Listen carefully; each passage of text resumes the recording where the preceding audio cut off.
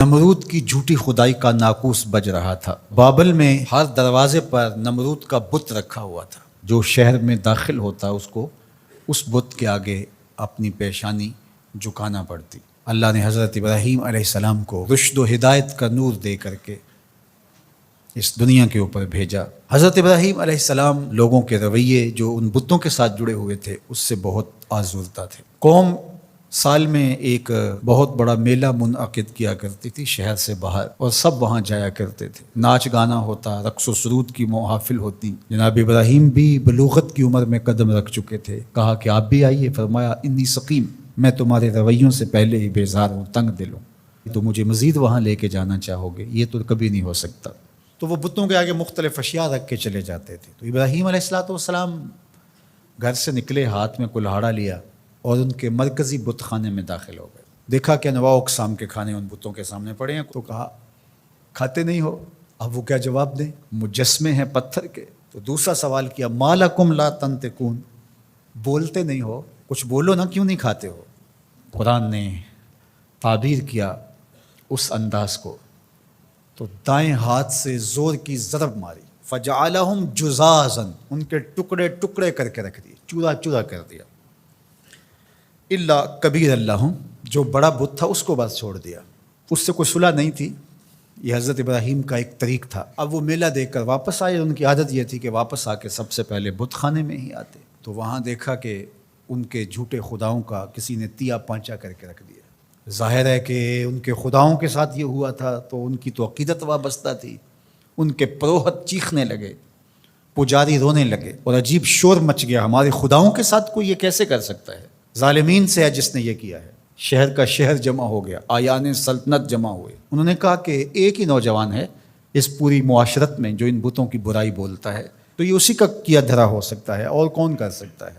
کہا اس کو لوگوں کے سامنے لاؤ۔ اللہ اکبر، ہزاروں کا مجمع ہے، نمرود سے لے کر کے حکومت کے کارندوں تک سب موجود ہیں۔ اور حضرت ابراہیم علیہ السلام، چڑھتی جوانی، عنفوان شباب، پیشانی پہ چمکتا ہوا نور، روشن اور تاباں چہرہ، توحید کا اجالا آپ کی آنکھوں سے پھوٹتا ہوا، زیر لب ہلکی سی مسکراہٹ، دربار میں پہنچے۔ جذبات سے بھرے ہوئے تھے، بفر سب بول پڑے، کوئی ادھر سے شور مچ گیا۔ قالوا انت فعلت ھذا بآلہتنا یا ابراہیم، اے ابراہیم ہمارے ان خداؤں کے ساتھ تو نے یہ سلوک کیا ہے؟ ان کے لہجوں سے شرارے برس رہے تھے، آنکھیں ہیں کہ نوچ لیں گی جناب ابراہیم علیہ السلام کو۔ جلاد تیار کھڑے تھے کہ حکم شاہی آئے اور ہم تکہ بوٹی کر کے رکھ دیں۔ آگے سے جواب سنیے کیا آتا ہے۔ قال بل فعلہ کبیرہم، کب بڑے نے کیا ہوگا، کلہاڑا تو اس کے کندھے پہ پڑا ہے۔ اچھا یہ نہیں بولتا تو ان سے پوچھ لو تمہارے ساتھ یہ کس نے کیا ہے، یہ اپنے خداؤں سے پوچھ لو۔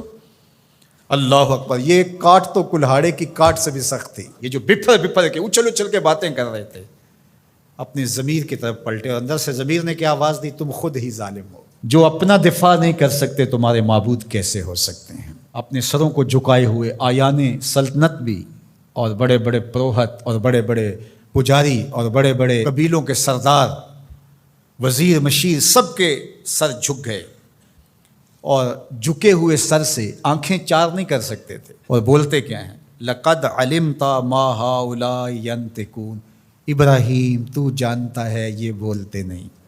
بس اسی موقع کے انتظار میں تھے حضرت ابراہیم۔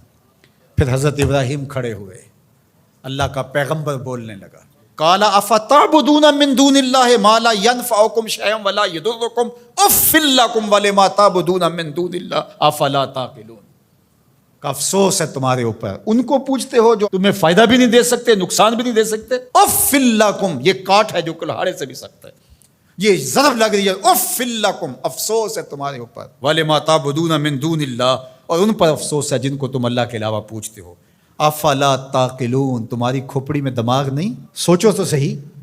اب اس کا کیا جواب ہو سکتا تھا؟ جب جواب نہ ہو، دلیل اور استدلال کی زبان بند ہو جائے تو پھر اونچے ہتھ کنڈوں پہ لوگ آ جاتے ہیں، کیسے جلا دو اور اپنے خداؤں کی مدد کرو۔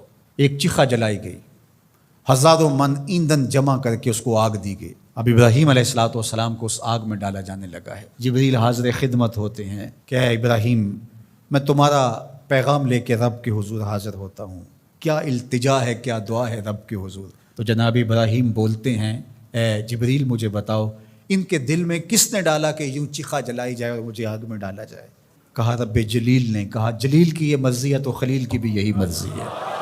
جے سونا میرے دکھ وچ راضی، جے سونا میرے دکھ وچ راضی، میں سکھ نو چلے ڈاواں، اگر وہ اس بات پہ راضی ہے کہ میں جلوں تو 100 بار جلنے کے لیے تیار ہوں۔ ادھر گھما کر کے آگ میں ڈالا جانے لگا، ادھر فرمان الہی آگ کے نام آیا، قلنا یا نارو کونی بردم و سلامن علی ابراہیم، اے آگ میرے ابراہیم پر ٹھنڈی ہو جا، لیکن سن سلامتی کی ٹھنڈی ہونا، اتنی ٹھنڈی بھی نہیں کہ میرے خلیل کو سردی لگنے لگ جائے۔ اب ابراہیم علیہ السلام جب آگ میں گئے، وہ رسیاں تو جل گئیں لیکن آپ کے بدن کا ایک بال بھی نہیں جلا، اور بالکل آگ کے درمیان میں جنت کی ٹھنڈی ہوائیں چل رہی تھیں، اور ابراہیم کو اللہ نے بہلانے کے لیے فرشتے بھیج دیے۔ 40 دنوں کے بعد جب آگ بجھنے لگی اور کوئلے دہک رہے تھے اور آگ کے لاوے کم ہوئے، تو لوگوں نے دیکھا کہ ابراہیم تو کوئلوں سے چلتے ہوئے یوں آ رہے تھے جس طرح کوئی نازنی پھولوں پہ چل کے آ رہا۔